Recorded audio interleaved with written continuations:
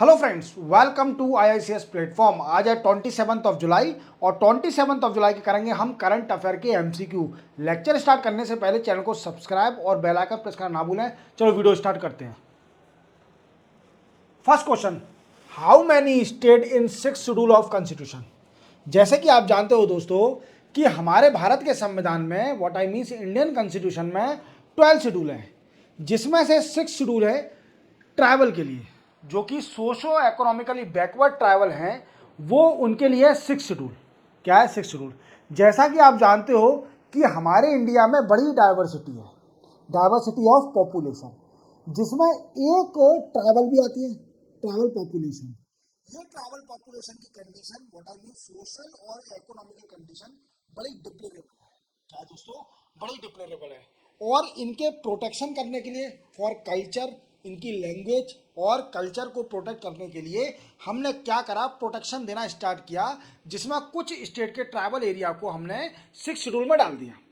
अब ये पूछ रहा है कि 6 शेड्यूल के अंदर कौन कौन सी स्टेट आती है। तो दोस्तों पहले आती है Assam, second Meghalaya, third Tripura and fourth Mizoram. These 4 state come in the 6 schedule. ठीक है, अब इस 6 शेड्यूल में 4 स्टेट आती है। अब ये न्यूज में क्यों है दोस्तों? देखो दोस्तों, आप एक चीज का याद रखना, 125 अमेंडमेंट बिल पास हुआ था इन 2019 को 125 अमेंडमेंट बिल पास हुआ था। इस अमेंडमेंट बिल में क्या था दोस्तों? इस अमेंडमेंट बिल में जो ऑटोनॉमस डिस्ट्रिक्ट काउंसिल बनी है 4 स्टेट में,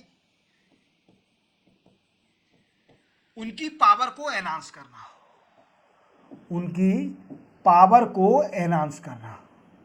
अब ये क्या है ऑटोनॉमस डिस्ट्रिक्ट काउंसिल? जैसे कि मैंने बताया दोस्तों कि 6 शेड्यूल में हमारी 4 स्टेट आती हैं, that is called Assam, Meghalaya, Tripura और मिजोरम। इसमें कुछ ट्राइबल एरिया है, ट्राइबल डिस्ट्रिक्ट है, जहां पर ट्राइबल पाई जाती है, जिनकी सोशो इकोनॉमिकल कंडीशन बड़ी डिप्लोरेबल है। ठीक है, और इनके कल्चर और लैंग्वेज को प्रोटेक्ट करने के लिए इनको प्रोटेक्शन दिया। प्रोटेक्शन क्या दिया?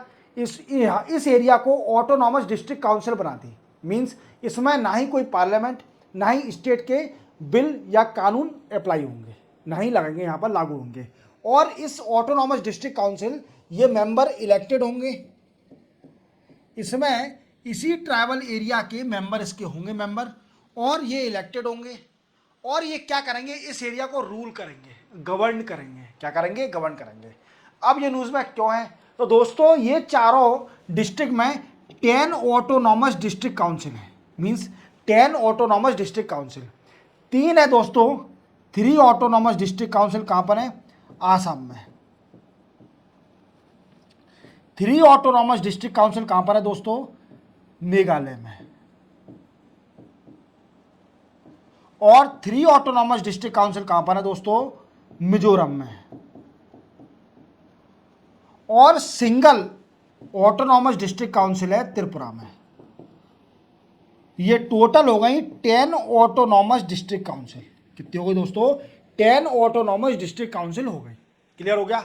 अब इसी के साथ क्या हुआ, एक जॉइंट फोरम, ये सब मिलके सेंटर के अमित शाह जी से जॉइंट फोरम, ये सारी 10 ऑटोनॉमस डिस्ट्रिक्ट मिलके अमित शाह जी से मिले, होम मिनिस्टर अमित शाह जी से मिले, और उनसे रिक्वेस्ट करा कि जो 125 अमेंडमेंट बिल पास हुआ था 2019 में राज्यसभा के अंदर, उसको जल्दी से जल्दी वीकेंड से कानून बनाया जाए, उसको पास करा जाए। वो रुक गया था, तो उसको पास करा जाए और हमारी पावर को एनहांस करा जाए, जिससे हम उस पर्टिकुलर एरिया में, ट्राइबल एरिया में डेवलपमेंट अच्छे से कर सकें।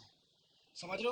तो ये सेंटर से रिक्वेस्ट करने आई थी 10 ऑटोनॉमस डिस्ट्रिक्ट काउंसिल की जो 125th अमेंडमेंट बिल है उसको जल्दी जल्दी पास करा जाए, जिससे हमारी ऑटोनॉमस डिस्ट्रिक्ट काउंसिल की पावर एनहांस हो सके और हम अच्छे से ट्राइबल एरिया को गवर्न कर सकें। समझ रहे हो मेरी बात को? तो यही कारण था। आप तो याद रखना कि 6 शेड्यूल में 4 स्टेट आती है, जो कि आप एक और तरीके से याद रखना कि जो बांग्लादेश से बॉर्डर लगी हुई वीकेंड से 4 स्टेट हैं, वो इसकी 6 शेड्यूल में आती हैं, जैसे आसाम, मेघालय, त्रिपुरा और मिजोरम। और इसमें 10 ऑटोनॉमस डिस्ट्रिक्ट काउंसिल हैं चारों स्टेट में, जिसमें 3 ईच फ्रॉम आसाम, मेघालय और Mizoram and 1 single autonomous district council from Tripura. Total is 10 autonomous district council. Clear हो गया? चलते अपन नेक्स्ट क्वेश्चन पर। नेक्स्ट क्वेश्चन है, Yuva Aapda Mitra scheme is related to which field recently seen news. देखो दोस्तों, एक जॉइंट कमेटी मीटिंग हुई थी अभी, जिसको हेड करा था अमित शाह जी ने। क्या करा था? एक जॉइंट कमेटी मीटिंग हुई थी जिसको हेड करा था अमित शाह जी ने, और on the reason of disaster management and capacity building, मतलब डिजास्टर से लड़ने के लिए और कैपेसिटी बिल्डिंग मजबूत बनाने के लिए, प्रिपेयर रहने के लिए, डिजास्टर कोई भी आपदा आती है तो इसके लिए एक अमित शाह जी की मीटिंग हुई थी, जिसको हेड करा था अमित शाह जी ने मीटिंग करी थी। अब इस मीटिंग में एक स्कीम के बारे में बताया था जिसका नाम है युवा आपदा मित्र स्कीम। तो ये रिलेट किससे करती है दोस्तों? ये तो डिजास्टर मैनेजमेंट से रिलेट करती है। अब इसमें क्या होगा दोस्तों, जैसे आप देख पा रहे होंगे ये बच्चे, इन बच्चों को वॉलंटियर है, वॉलंटियर वीकेंड से जो गली और मीन्स कॉलोनी के जो छोटे छोटे नेता होते हैं, उनको भी अपन बोल सकते हैं मजाक की बात में, पर ये वॉलंटियर होते हैं फ्रॉम एनसीसी से या फिर किसी और फोर्स से ले लिया अपन ने। तो वॉलंटियर जो बच्चे होते हैं इनको ट्रेनिंग दी जाएगी। ट्रेनिंग किस चीज़ की दी जाएगी? Training related to disaster preparedness, और अगर उनके एरिया में डिजास्टर आता है तो ये इजीली उससे लड़ सके, वीकेंड से रिलीफ प्रोवाइड कर सके उन लोगों को। देखो ट्रेनिंग दे जा रहे हैं, ये सीख रहे हैं कैसे डिजास्टर अगर फ्लड आता है, ये नाव चलाना सीख रहे हैं। देखो ये सब ट्रेनिंग चल रही है इनकी। तो याद रखोगे ये है Yuva Aapda Mitra scheme related to disaster management. चलते हैं अपन नेक्स्ट क्वेश्चन पर। नेक्स्ट क्वेश्चन है, which country is hosting ASEAN foreign minister meeting. देखो अभी आसियान की फॉरेन मिनिस्टर मीटिंग चल रही है, जो कि चल रही है लियोस की कैपिटल में, लियोस की कैपिटल में चल रही है। और यहाँ पर हमारे एक्सटर्नल अफेयर मिनिस्टर गए हैं एस जयशंकर जी। कौन गए हैं? एस जयशंकर जी गए हैं।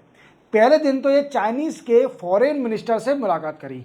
चाइनीज के फॉरेन मिनिस्टर का नाम था वैंग ई से मुलाकात करी। और हमारे एस जयशंकर साहब ने लाइन ऑफ एक्चुअल कंट्रोल के बारे में डिस्कस किया। वहाँ पीस रहे, वहाँ पर कोई इन्फिल्ट्रेशन ना हो और वॉलेशन ना हो। समझ में आ रहा है मेरी बात को? तो सबसे पहला डिस्कस हमने पहले दिन चाइनीज़ के जो फॉरेन मिनिस्टर थे वेंग ही, उससे एस जयशंकर मिले और उन्होंने बोला कि आप ये चीज़ ध्यान रखिए, working meeting on consultation and coordination हम कराएंगे जिससे बॉर्डर एरिया पर शांति रहे। देखो याद रखना, working meeting on cooperation and coordination, ठीक है, याद रखोगे। Working meeting on cooperation and coordination, ये मीटिंग होगी बॉर्डर एरिया पर शांति रखने के लिए। तो ये डिस्कस किया गया। दूसरे दिन फिर ये कई सारे लीडरों से मिले, लियोस से मिले, वियतनाम से मिले, इंडोनेशिया से मिले, साउथ कोरिया के लीडरों से मिले, और इन्होंने कई चीज़ों पर डिस्कस किया। जैसे मैं आपको बताता हूँ, एनर्जी पर डिस्कस किया, एग्रीकल्चर टेक्नोलॉजी पर डिस्कस किया,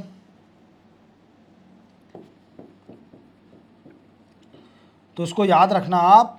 अभी आसियान की फॉरेन मिनिस्टर मीटिंग कहाँ चल रही है? लियोस की कैपिटल में चल रही है, लियोस कंट्री में कैपिटल में चल रही है। क्लियर? चलते अपन नेक्स्ट क्वेश्चन पर। और हमारे इंडिया से गए S Jaishankar, external affair minister.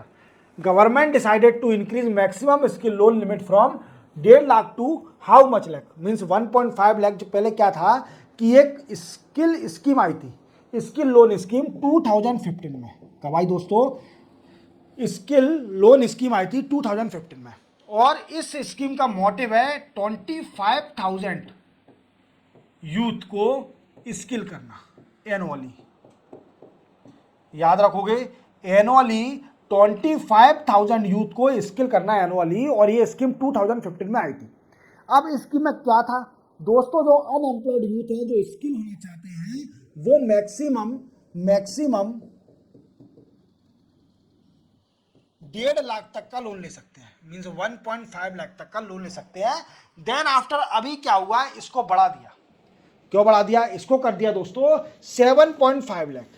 7.5 lakh इसकी लिमिट बढ़ा दी। Maximum loan for skill development के लिए 7.5 लाख तक का लोन ले सकता है कोई भी youth.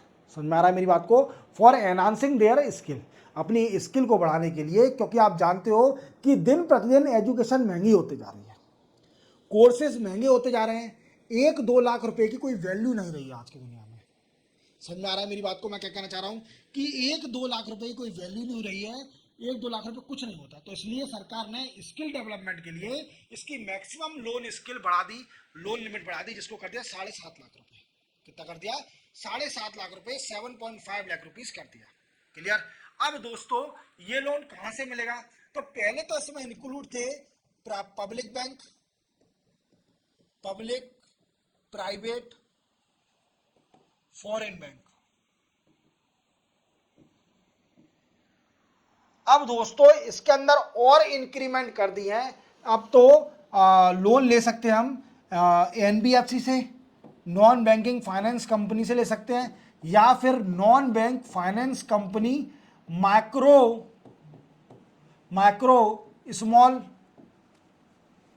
Small bank, small finance bank से भी, और ये सारे इंक्लूड है, public bank, private bank, foreign bank. आपको क्लियर हो गया होगा इतना। चलते अपन नेक्स्ट क्वेश्चन पर। नेक्स्ट क्वेश्चन है, which state government started Subhadra योजना? देखो दोस्तों, सुभद्रा योजना किस स्टेट ने स्टार्ट करी है? तो दोस्तों ये स्टार्ट करी है उड़ीसा सरकार ने। उड़ीसा के आप जानते हो कि बीजेपी सरकार आ गई है उड़ीसा के अंदर, और वहां के नए सीएम बने हैं मोहन चरण मांझी। याद रखोगे, मोहन चरण मांझी उड़ीसा के नए सीएम बने हैं। और इसी के साथ ये अभी स्कीम स्टार्ट हुई है, सुभद्रा योजना। इस स्कीम में क्या होगा दोस्तों? इस स्कीम के अंदर कोई भी वुमेन 50,000 रुपीज ले सकती है फ्रॉम गवर्नमेंट से 50,000 तक का पैसा ले सकती है वुमेन। कोई वुमेन अप्लाई कर देगी तो उसको 50,000 रुपये मिल जाएगा फॉर फुलफिलिंग बेसिक नीड।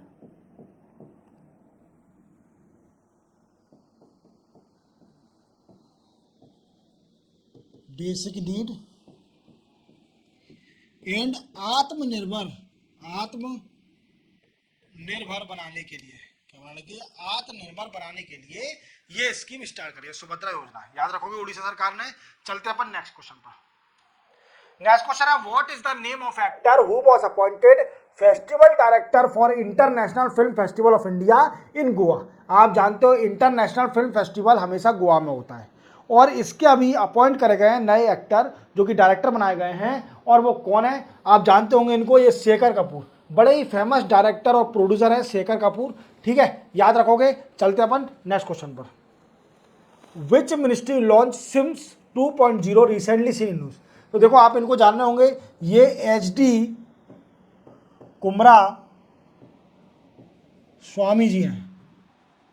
ठीक है, ये कर्नाटका के पहले फॉर्मर सीएम थे, और ये अभी मोदी 3.0 में union minister of steel and heavy industry के मिनिस्टर बन गए हैं।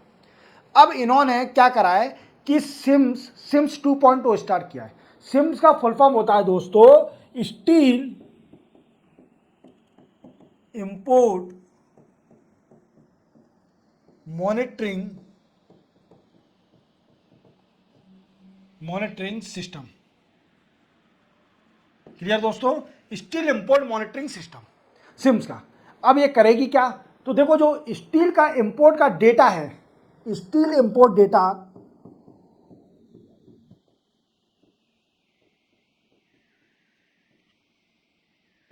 वो डोमेस्टिक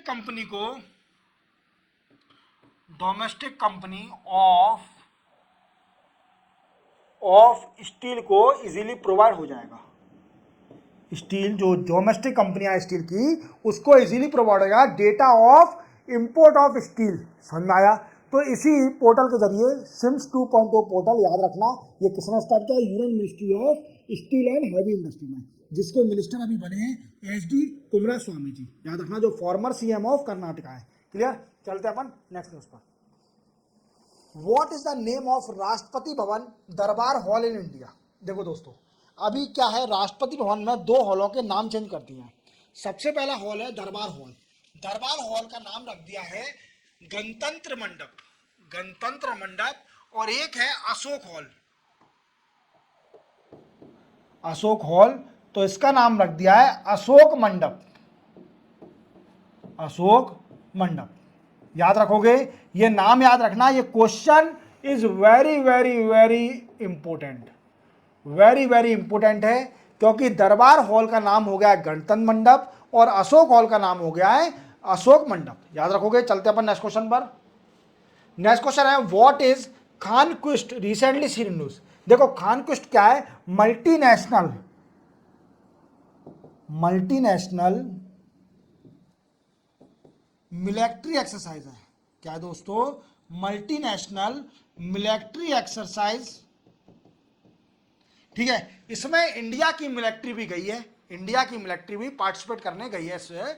मल्टीनेशनल जो खानक्वेस्ट अभी मिलिट्री एक्सरसाइज चल रही है, कहां पर दोस्तों, मंगोलिया में, मंगोलिया। मंगोलिया की कैपिटल क्या है, उलन बतर, उलन बतर नाम सुना होगा, उलन बतर इसकी कैपिटल है मंगोलिया की। वहां पर खान क्वेस्ट मिलिट्री एक्सरसाइज चल रही है, जो कि मल्टीनेशनल एक्सरसाइज है और इंडिया के भी आर्मी की मिलिट्री गई है, मतलब इंडिया की मिलिट्री गई है, तो ये क्या है, आर्मी एक्सरसाइज है। क्या है दोस्तों, आर्मी एक्सरसाइज। चलते हैं नेक्स्ट क्वेश्चन पर। Who was appointed new DGP of Andaman Nicobar. देखो नए डीजीपी बन गए अंडमान निकोबार के, और होम मिनिस्ट्री ने नए नए डीजीपी अपॉइंट कर दिए अंडमान निकोबार के। इनका नाम याद रखना, इनका नाम है एच.एस. धलीवाल। एच.एस. धलीवाल का फुल फॉर्म क्या है, हर गोविंदा, सॉरी बी वाला है, गोविंदा सिंह धलीवाल, हर गोविंदा सिंह धलीवाल नए डीजीपी बन गए अंडमान निकोबार के, अपॉइंटेड बाई होम मिनिस्ट्री। और इन्होंने रिप्लेस किसको किया है, तो इन्होंने रिप्लेस किया है, पहले थे देवेश चंद्र श्रीवास्तव। देवेश चंद्र श्रीवास्तव का ट्रांसफर हो गया है दिल्ली में, और ये अब नए डीजीपी बन गए हैं एच.एस. धलीवाल। याद रखोगे। चलते अपन नेक्स्ट क्वेश्चन पर। नेक्स्ट क्वेश्चन है atomic mineral directorate for exploration and research discover 1600 ton of lithium resource in which state of India. देखो हमारे इंडिया में नया लिथियम 1600 करोड़ लिथियम मिला है। कितना मिला है, 1600 टन लिथियम रिजर्व मिला है किसी स्टेट में इंडिया की। अब दोस्तों लिथियम है क्या, तो आप जानते हो इलेक्ट्रिक व्हीकल कई सारी आ रही है, इलेक्ट्रिक व्हीकल, या फिर आपने ई रिक्शा तो सुना होगा, तो इसमें इसका यूज आता है इलेक्ट्रिक व्हीकल में। ये लिथियम आयन बैटरी जो बनती है, जो लिथियम का इसमें यूज कराया था, और लिथियम बहुत रिलीवेंट है हर कंट्री के लिए, क्योंकि कुछ समय बाद फ्यूल खत्म हो जाएगा, देन आफ्टर इलेक्ट्रिक गाड़ी सबको लेनी पड़ेगी, तो लिथियम बहुत जरूरी है लिथियम आयन बैटरी बनाने के लिए, जो कि इलेक्ट्रिक व्हीकल में यूज करी जाती है। समझ में आया। तो अभी 1600 टन लिथियम मिला है, किस स्टेट में मिला है दोस्तों, तो ये कर्नाटका में अभी इंडिया को मिला है। तो बहुत खुशखबरी की बात है कि हमारे इंडिया में भी लिथियम पाया जाता है। इसी के साथ 27 जुलाई के एमसीक्यू कंप्लीट होते हैं। चैनल को सब्सक्राइब और बेल आइकन प्रेस करना ना भूलना। मिलते हैं मंडे को 29 जुलाई को नए करंट अफेयर एमसीक्यू के साथ। तब तक के लिए जय हिंद।